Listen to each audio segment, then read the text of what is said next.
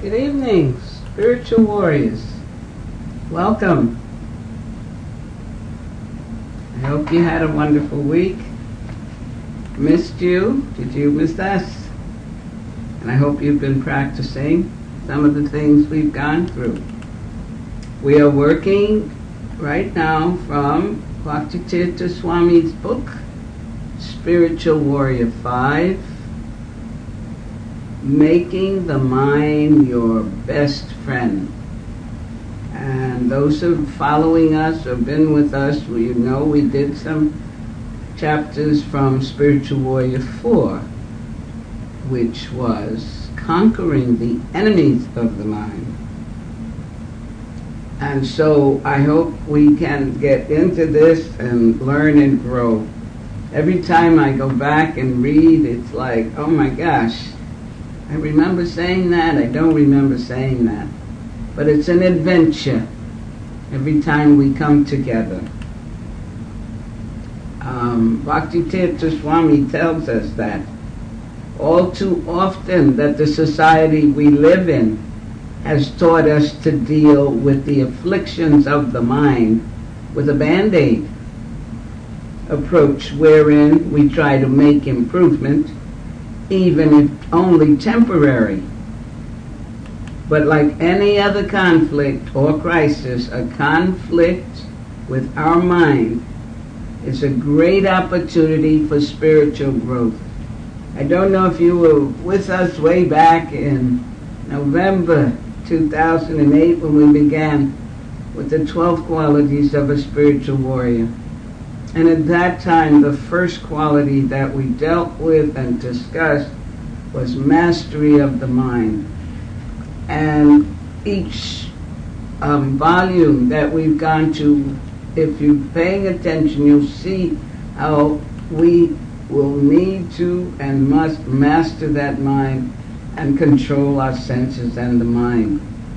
He tells us that it's through strengthening our intelligence with spiritual knowledge and allowing our senses to experience and engage in spiritual practices that we can transform the mind. Because we have to give the mind something, because all it does is accept and reject. And we have to, again, see what we're giving it and how we want it to manifest in our life. So, internal dialogue. He begins this chapter, we read before, with a quote from Vedic scripture, the Srimad Bhagavatam. And he's giving us an idea of what we'll be looking at and what affects us. He says, and he's quoting, Narada speaking to a king, "Therefore, my dear king, the living entity who has a subtle mental covering develops all kinds of thoughts and images because of his previous body. Take this from me as certain. There is no possibility of concocting anything mentally without having perceived it in a previous body." I read that and I like going back sometimes to see what Srila Prabhupada says in the commentary, because sometimes he even clarifies what the verse is about. So let me share with you what I found.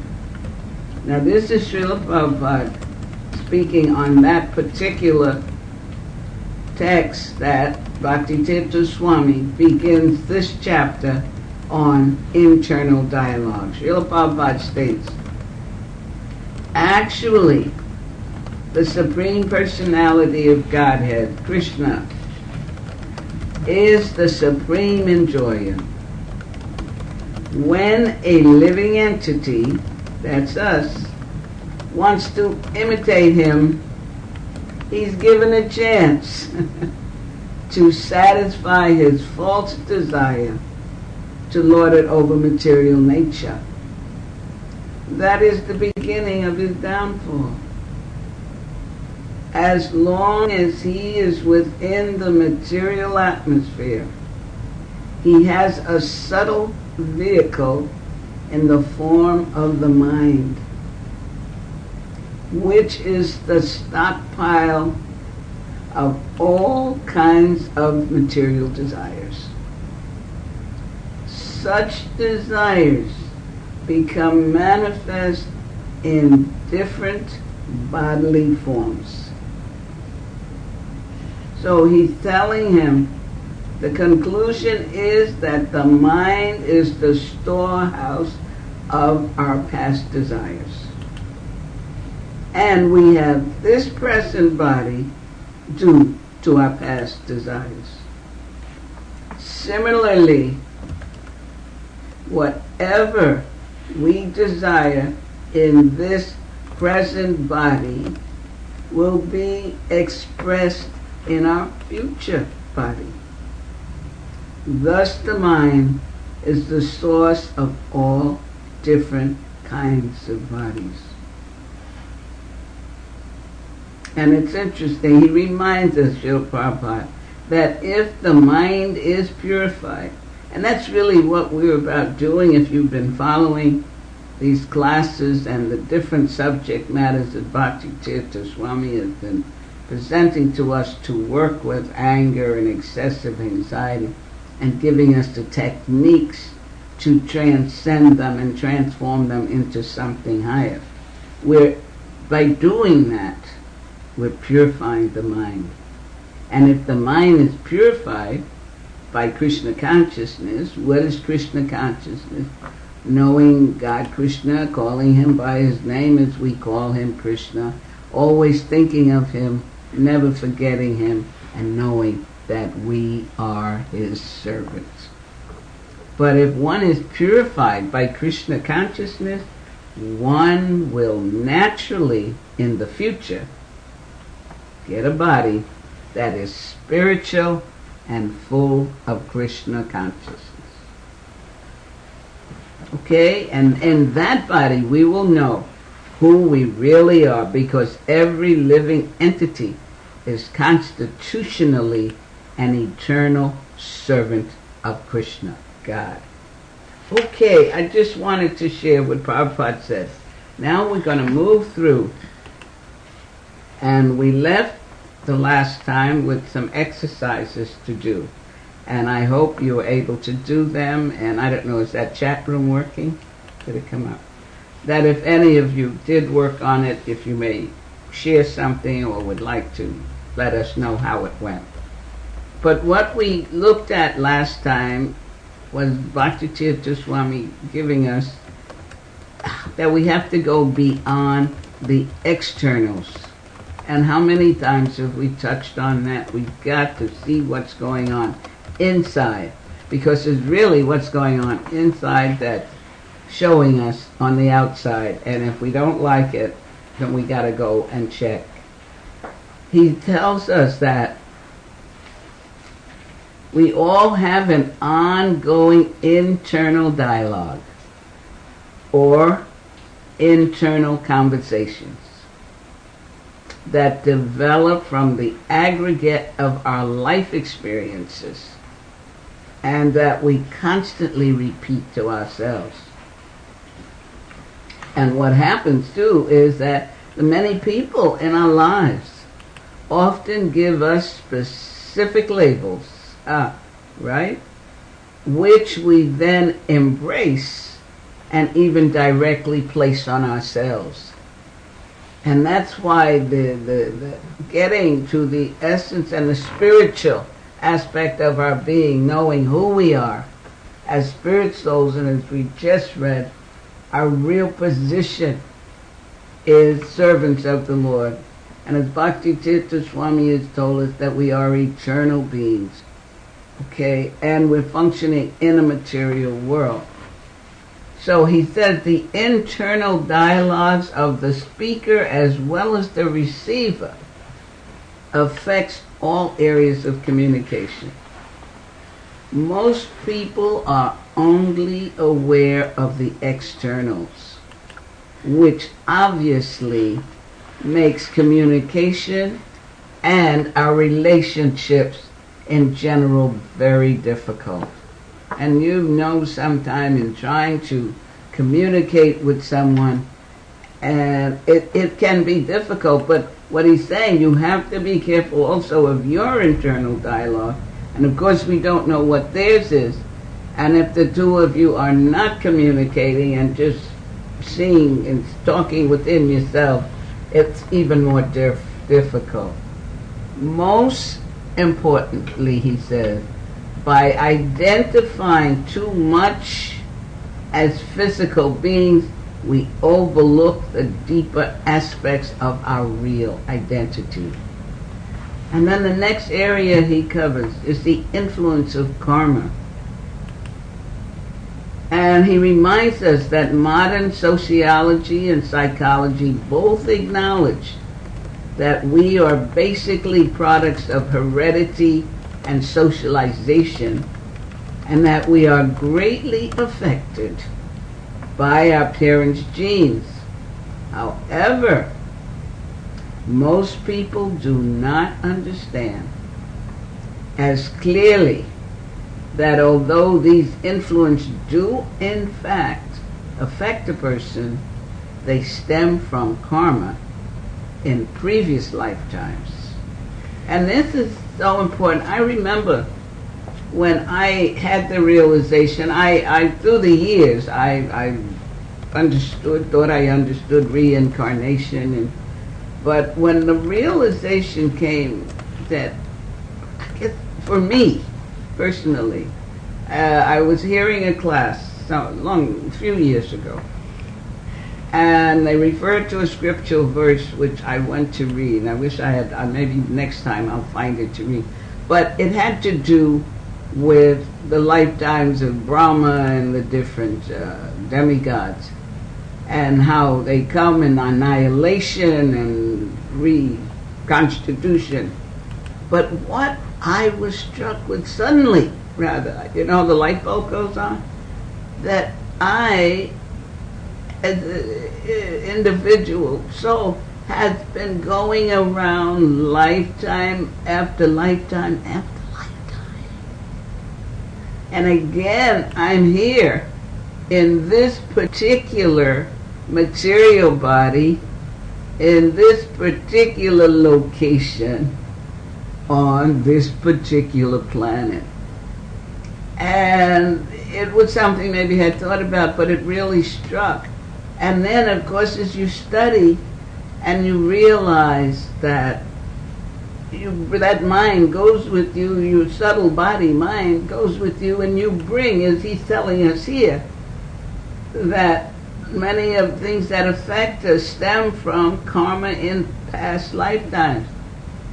And again, this kind of understanding and hearing helped me in the beginning, when I first started studying this wonderful philosophy and interacting with different individuals who came into the Institute for Applied Spiritual Technology, where I began with Bhaktitirtha Swami.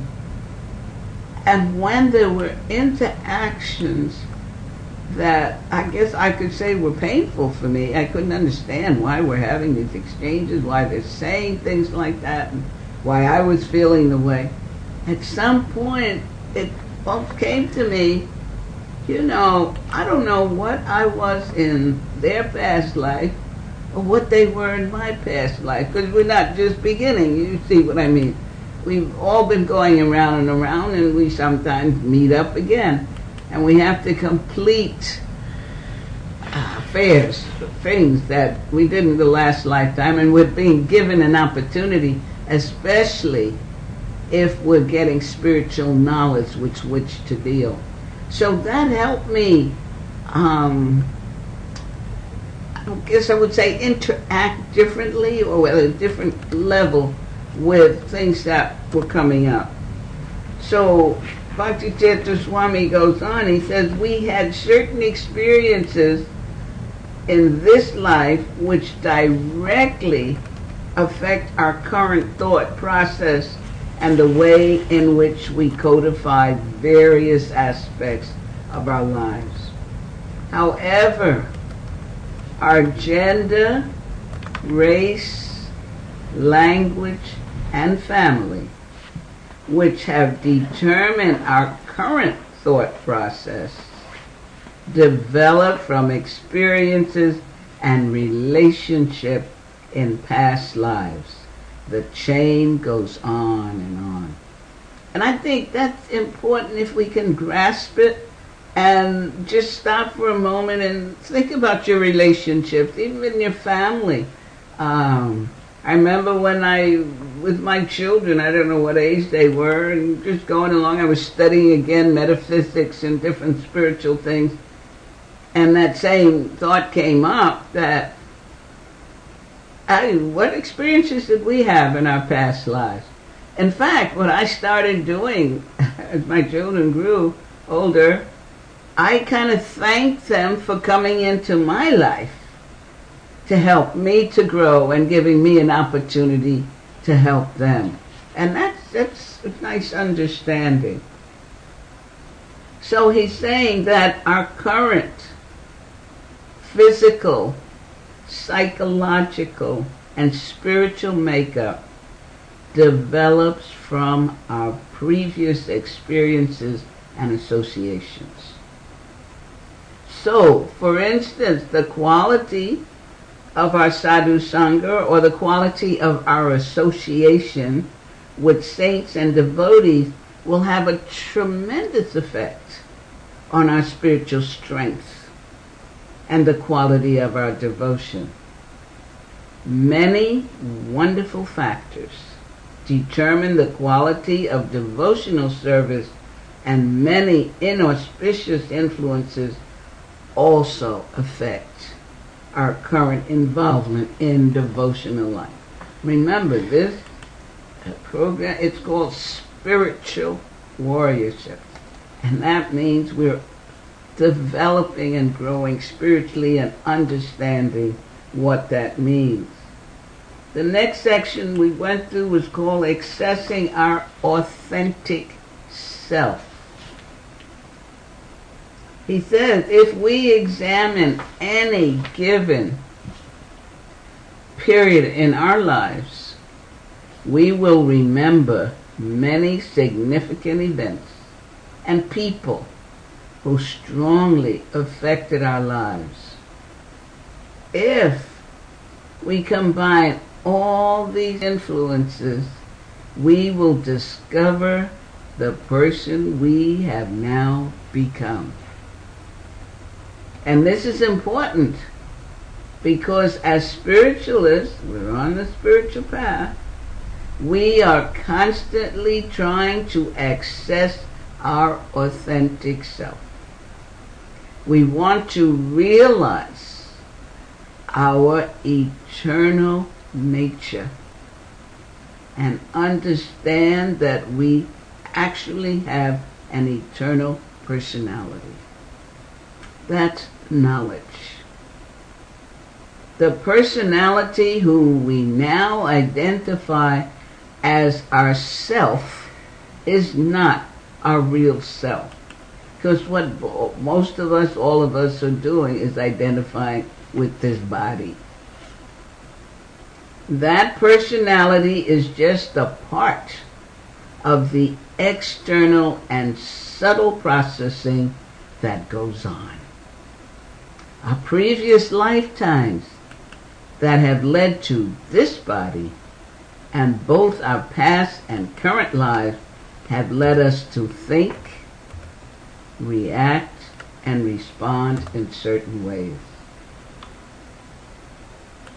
We have changed our body and our environment so many times. And in order to survive in this hostile environment, we have dressed in so many different ways. Many of those costumes and acts have now become a part of us. It's like in a play, you go to a drama, and it might be a one-man play, I've seen those, right? Or just two actors portraying different roles, and they keep going off stage, come back with another costume on, and play another role, and go off and come back, or almost in front of your eyes they'll change a facial expression or hairdo or something, and they're playing another role. You wonder how they function off stage by going in and out of so many parts per night on stage. And for us, how many lifetimes have we played different roles and had different bodies? So the next thing is we have to initiate change. And he tells us that we want to address this issue because it is almost impossible to rise above such blocks unless we have enough honesty to identify the source and the problem in greater depth.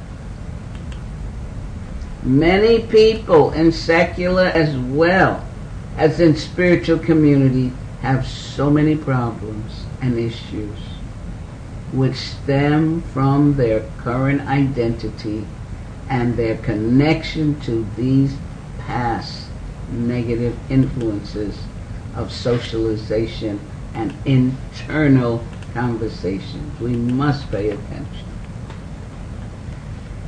He states that as he studies people, we see that they sometimes have unhealthy disturbances in their spiritual lives as a result of accepting unhealthy labels from the past.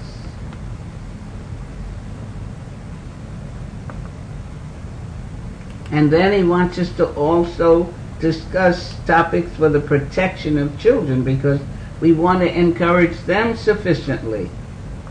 And we want to be sure. He gives an example of some research done with school children. Probably you've heard it. You have one group of children, you tell them that they can do the work and they're pretty smart and they can follow whatever's going on in the classroom and that they are high achievers. And you have another group that you tell them, you know, well, you're not so bright, so you won't do as well, but what can we do? You know, here's the work. And in following that, they found the children who were told that they would be high achievers did better than the group that were told that they couldn't do that well. And, you know, they may fail, but we'll do our best with you, that kind of thing. And that's what the mind accepts. So he gave us an exercise to identify the source, he calls it. And what did he tell us to do? To try an exercise to help you examine your past with more precision. And he gave us 3 things here, remember? We were to put the book aside and take a day, or, well, we gave you a whole week as we were off. You write down and reflect on these 3 categories. And these are the 3 categories, remember? Reflect on the 3 most significant people in your life who have left specific impressions on your consciousness. Reflect on the 3 most important choices you have made. Reflect on the 3 most significant events in your past. I hope those of you who are here were able to do it. It's interesting. I remember thinking about it a great deal after I finished that last class and the next few days, and then I kind of let it go, and then when I realized, I'm going back on the air, and I told everybody, suggested to everybody to work on it, what have I done? And I decided to put it on paper because it was going around in my head. And I found it fascinating. Now, reflect on the 3 most significant people in your life who have left impressions on your consciousness. And, you know, at my age, I've been going through a lot of people, right? But listen what I came up with. the three people. One was my father. And I wondered, because Dad left a long time ago. But what I realized, how did that happen? He gave me a sense of worth, is how I put it down, as a person. And this happened, and how did that happen? When I was growing up and was quite young and at home with him, it was in the 1930s, and there was a lot of racial discrimination going on in the country, and people of color were just not treated very well, and I separated and all. But my father had a sense of history, and we knew that the blacks in the country were slaves from Africa. But Africa had a history and a culture. And what he used to read to me and talk to me and tell me about the kings and queens and the history in Africa, and impressed on me that I was a part of that. And he used to call me topsoil, which is the best soil, you know. So I realized, and when I would go out, and as I got older and had to go out and had to meet with some discriminatory things, I remember he always said to me, stand tall and look them in the eye and know who you are. So that helped me move through a lot, and I was able to even pass that on to my children, where the times were changing when they came along, but a sense of self-worth, not low self-esteem. And apparently, when I went digging back for this, that came to me, and I'm quite thankful. And the other person was my mother. And she's been gone a very long time. But what I realized, that what I got that left an impression on my country, was her faith in God. And of course, during the years I grew up, we talk about a depression. But she never whined, she never complained. She used to read her Bible every morning and always talk about God in a faithful way, that He won't give us more than we deserve. You know, it was just really something, and apparently I imbibed it, was able to go through tough times. And then I kept thinking after, who else? And again, as I said, so many people in my life. But I realized that made an impression was a laboratory technician in Harlem Hospital. I used to work there in the summer when I was in high school, and he encouraged me that when I graduated, I could go to college and study and become a laboratory technician, and used to have me work. And truly, I did. When I graduated high school, I went to college to try and study that, but times were so hard, I had to work to get the money. But I think 20 years later, I did go back to school to study medical lab technology, so he definitely had. So I don't know if you devotees out there or individuals out there have looked at this to see what has made an impression in your life as to what dialogue you're carrying on, or what behavior you're doing. And the three choices, I went through that, and the most significant event.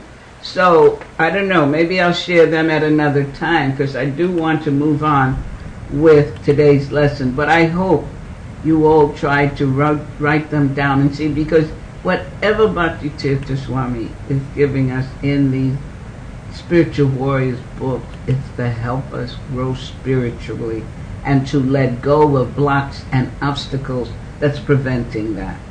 So just try to follow along. The next section is obstacles on the path of devotion. And of course we know if we're servants of the Lord, we're to serve the Lord. And our teaching tells us we're to serve with love and devotion. And that can be difficult unless we have a sense of who we are and how that works. So he goes on that as we engage our senses and minds in spiritual practices, cleansing takes place. However, any medication works along with the immune system and metabolism, which means that we must take it at the right time and in the right way. For this reason, we always have offenses to avoid so that we can get the full benefit of potent process. So we must be careful of how we're interacting with people, what we're saying. I know we've been through this. Your words, your actions, your deeds work on your consciousness, and again that karma factor is in there. And if we make offenses, you know what they used to say, what goes around comes around. And that's one way of looking at it. It will not penetrate if there are blocks. Someone can come into the temple and see the deities, but if they simply view the deities as an idol, they will not benefit sufficiently from that meeting, that darshan. Viewing the deity in Vedic culture is not idol worship, but a spiritual science meant to increase our personal association and appreciation of the Supreme Lord. However, the person who sees the deity as an idol will have an offensive internal dialogue. Not only will they disregard the deity, but they will also fail to sufficiently appreciate prasadam or sanctified vegetarian food, because their dialogue tells them that they do not eat that type of food. What's going on? What is your internal dialogue? Another example involves people with low self-esteem who will not be able to receive love because they feel unworthy. They basically see themselves as bad or insensitive. Therefore, they do not feel that others can genuinely care for them. Unfortunately, many people will continue to think in these ways and will carry negative mindsets into their adulthood and family. They will even transmit the same negativity onto their children. And that is why, again, we go back to, as he keeps telling us, gaining knowledge, spiritual knowledge, understanding of who we really are as spiritual beings, part and parcel of the Lord. And I remember in one of the qualities, what was it? Fearlessness. And he says, how can you be fearful if you know you're backed up by the Supreme Lord? And it's getting that sense of realization. And then there isn't any low self-esteem, because that's, you're into your body. Think people are looking at me and think something's wrong with me or something. But if you know who you are as a spiritual being and the Lord is in your heart and He is protecting you and guiding you, that can be changed. He says that we also, we often think that we just have to chant and pray in order to reach the goal. Yes, one should chant and follow the ninefold processes of devotional service. And you remember what they are, or do you know what they are? He gives us to remember. And those 9 processes are hearing, chanting, remembering the Lord, serving the lotus feet of the Lord, offering the Lord respectful worship, offering prayers to the Lord, becoming His servant, considering the Lord too as one's best friend, and surrendering everything to Him. Just imagine being able to use those, serve the Lord with that kind of mind and consciousness.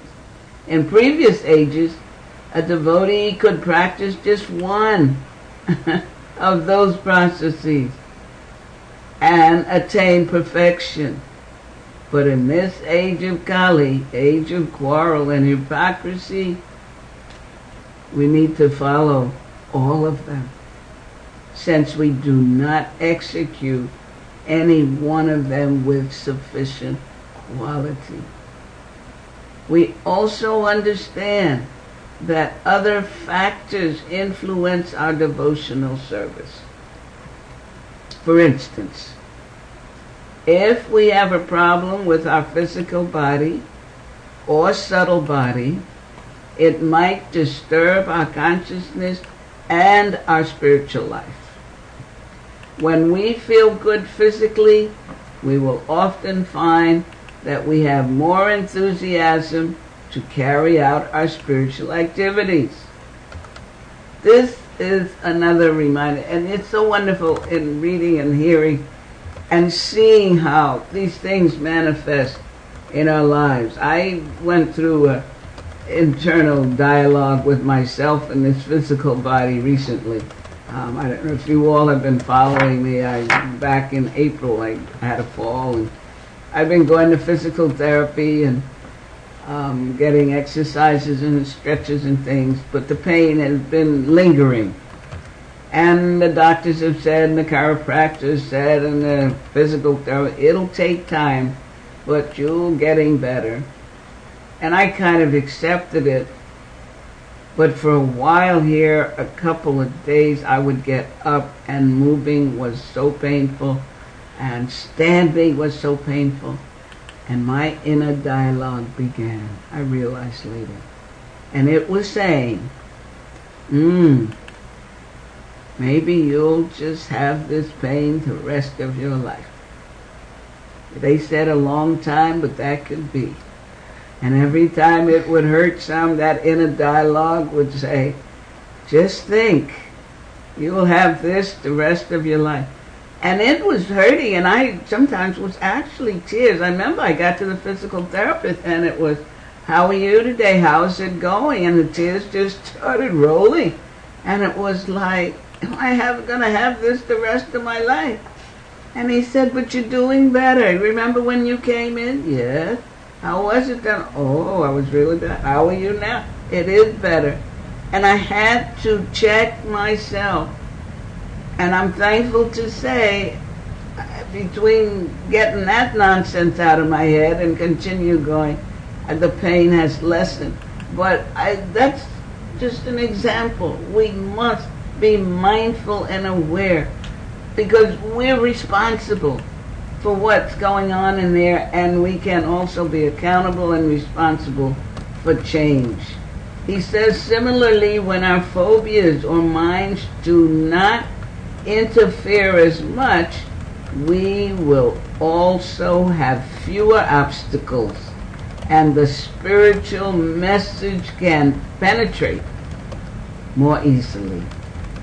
In terms of the physical body, if you have some pain in your body while trying to listen to a lecture, that pain will interfere with your receptivity of the message. A phobia will also cause a disturbance. For example, if you try to listen attentively to a lecture while concerned about the safety of your child as he plays outside, the noises outside will repeatedly distract you. In another case, if you come to a lecture immediately after having an argument with your spouse, you will not fully bring yourself into spiritual activity. Now, I've been doing a lot of reading. Are there any questions, any comments? And I think last week someone asked, who am I looking at when I look away from the camera? And I'm looking at my technician, Shalagram, and she sits and has the computer in front, because all this is on the computer, and she's seeing what you write and if the lighting is right. So when I ask and she talks, I do turn to look at. So that's who I'm looking at if you're still asking that question. Are there any comments so far, questions on what we've talked about? Okay, we'll continue. After, he says, an entire lifetime of experiences, imagine the amount of distractions that hinder our ability to internally connect with God and fully absorb our consciousness in Him. It's a lot. It's a lot. Is Bhuvan Mohan on tonight? Okay, that's my God brother. Thank you. We want to have a strong internal dialogue that always thinks of the Lord and worships Him. Did you hear that? We want to have a strong internal dialogue that always thinks of the Lord and worships Him. And he quotes here from one of my favorite Bhagavad Gita verses, 9:34, which says, engage your mind. This is the Lord speaking. Engage your mind always in thinking of me. Become my devotee. Offer obeisances to me and worship me. Being completely absorbed in me, surely you will come to me. And you may be saying, how can I do that? I got this to do and I got that to do. But again, it comes back to your study and gaining of spiritual knowledge and knowing that everything is Krishna, God's energy, and it's manifesting in its different forms. And as you think of Him, you will see His energy manifesting, and you will know what to avoid and what to accept. Bhakti Tirtha Swami states, we want to always absorb ourselves with rapt attention on the Supreme Lord and recognize Him as our greatest friend and protector. And again, if you remember the many times He's told us that we are eternal beings, we are spiritual beings. And if we are, of course, then we're connected with the Supreme Lord. And if we're connected to Him, that who you're connected with who definitely is your greatest friend and protector. He goes on, He is the ultimate goal. This is the Lord. He is the ultimate goal of all our endeavors. If we're His servant, whatever we're doing is to please Him. We understand that we want to reach a certain destination. But while endeavoring to achieve that goal, we have numerous obstacles. All of these deterrents and soliciting our attention and carrying our minds away from the proper path.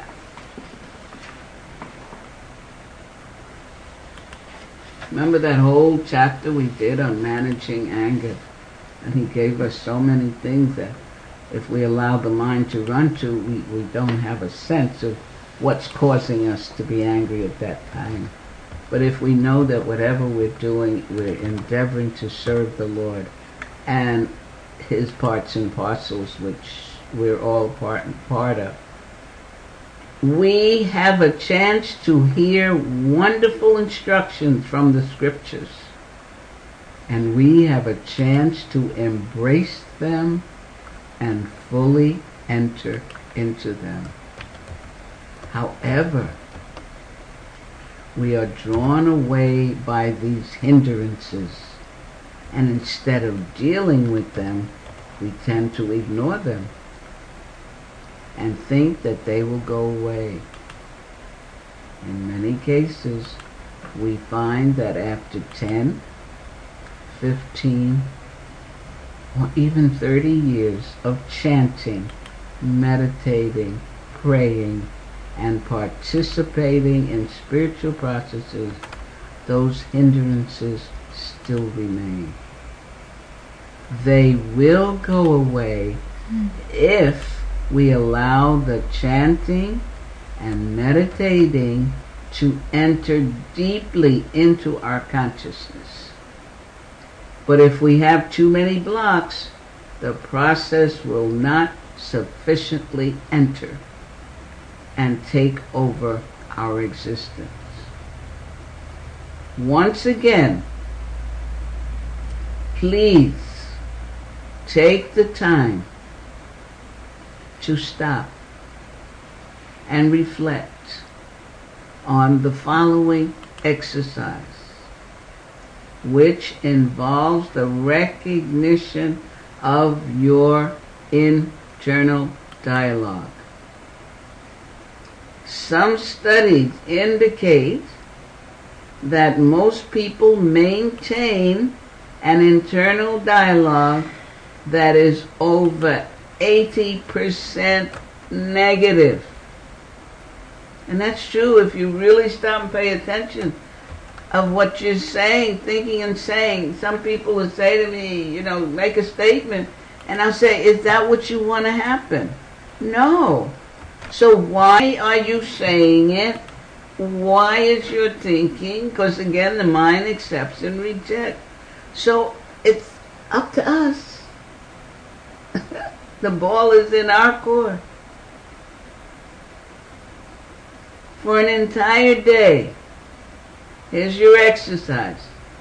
For an entire day, just notice the types of internal conversations going on within your mind. And you might keep a notebook and pen handy. And if you really are serious about moving ahead spiritually and getting rid of the obstacles and things that have been brought from lifetimes or have been put on you this lifetime, it's work. But it's wonderful, exciting work that can cleanse and purify you and brings you to another level. So for an entire day, just notice the types of internal conversations going on within your mind.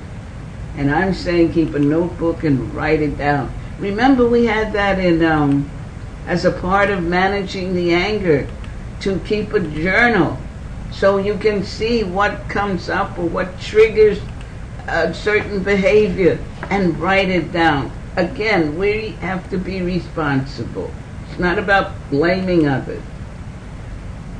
Most of us are constantly putting ourselves as well as others down in different ways. We repeatedly tell ourselves that we will fail or have no worth, along with many other negative put-downs. And just think of your relationships. If you have children, how many times I hope not, but you're stupid, you're crazy, you're idiot. That's not healthy. And this again is when we spoke of low self-esteem that you may have. It had come from, unthinking words and comments. So it's wonderful if you do this exercise and see what we're telling ourselves and what we're telling others, our classmates, our roommate, or whomever. We don't want to be a put down because we're really putting ourselves down. Also, notice in our conversations with particular people how our internal dialogue sometimes distinctly differs from what we speak out loud. Okay? Notice in your conversation with particular people how your internal dialogue sometimes distinctly differs from what you say out loud. This is very important. Unfortunately, most of the time, the internal dialogue is negative, and that which we continue to internally speak turns into our mantra. And then what happens? It keeps repeating and repeating, and then you'll say, I knew that would happen. And why? Because it had become your mantra, the mind's accepted, if that's how it is. And then even God, if that's what you want, yeah, you got it. He'll help you. That's why it's thinking of Him at a higher level. Consequently, we will have more experiences related to our internal dialogue, even if we externally seem to not want them, because it's what's going on. Can you read that again? That sentence? The last sentence, and this is where I'm going to close with this section. Consequently, we will have more experiences related to our internal dialogue, even if we externally seem to not want them. As within, so without. That's an expression I used to hear years ago. So I'm going to end today's session with this exercise. Is there any comments or questions? This is a very important aspect of our lives that He is helping us to work with, become mindful of. And our external life and experience is telling us what's going on inside. And that's where we can take responsibility. And if we didn't know how, we're getting the exercises now to help us do it. And that's why I suggest keeping a notebook and a pen or pencil handy. And sometimes you'll have to write it down because you may not even want to admit what you're saying to yourself, because you don't want anybody else to know. But write it down so you can see what you are building up within, and then look at your outer experiences. Is it the way you'd like it? You're getting, because as you sow, so shall you reap. What goes around comes around, all of those things. And yet we're so fortunate to have the scriptures as we have, and if we're not quite thoroughly understanding, to have His Holiness Bhaktitirtha Swami giving us techniques, technologies for purifying the mind and moving ahead spiritually to become strong spiritual warriors. So, anybody just want to say hello or good evening? Bhuvan Mohan says, thank you for the wonderful class, Mother Indrani. Thank you. Thank you for being there, Bhuvan. I appreciate that, and we'll talk later in the week. And someone by the name Kremlin says, greetings. Oh, where is Kremlin from, or located? Kremlin? Oh, Dasi, Mr. Hello. Could you just tell us where you're located? I'd love to know the location of the beautiful souls that are on in the chat room. And then Bhaktin Jess made a comment that Bhaktin who? Jess Okay. made a comment that negative internal dialogue even impacts us physically. Absolutely. Absolutely. A lot of people walking around with back pain, low back pain, because they don't feel supported, or upper back pain. And they're thinking, nobody supports me, nobody cares for me. Yeah, we have to watch that internal. And where's Bhaktin Jazz, is it? Where are you located, dear? I appreciate your comment. No reply? It's kind of Not coming? slow. It's slow. Okay. Chat room intake and outgo. Your typing is slow too, still? Yeah. It was okay. Anybody else want to say good evening, or I'm just curious who's out there, or if this is helpful. I find it helpful just going over it, even though I know I've read it before, but it makes me more mindful and conscious every day to try and purify in my mind and consciousness. And was this helpful? Anybody, was this helpful to you? Have you found yourself working with it more and more? No comments? I don't know. You don't know? I don't think it's like It's not working? yeah. Okay. Chat room is acting up tonight. Okay. Well, you all have a wonderful exercise to do. Oh, I won't be here next Thursday. Radhastami. Radharani's appearance day. Big festival at the temple. So you'll have a whole week and more to practice this and come back excited, enthusiastic. So we'll see you week after next. Okay. Now, Kremlin is from the Ukraine, Oh, but he's in Texas now, and Bhaktin Jess is in Philadelphia. And Bhaktin Carol says, choosing the 3 most significant people was a very good exercise for her. wonderful. Carol, that's Carol? Good you're there. I'm happy to hear. And who's in Texas? Kremlin. Kremlin. Thank you for being there, and I hope you're going to work on the exercises. And Bhaktin in Philadelphia, Jess? Jess? Jess. Jess. Thank you for being there. These are wonderful exercises for spiritual growth. And I pray you all wonderful spiritual growth. And I'll see you in, a week after next week. Anybody else? No? Okay. Thank you very much. Hare Krishna. Good night.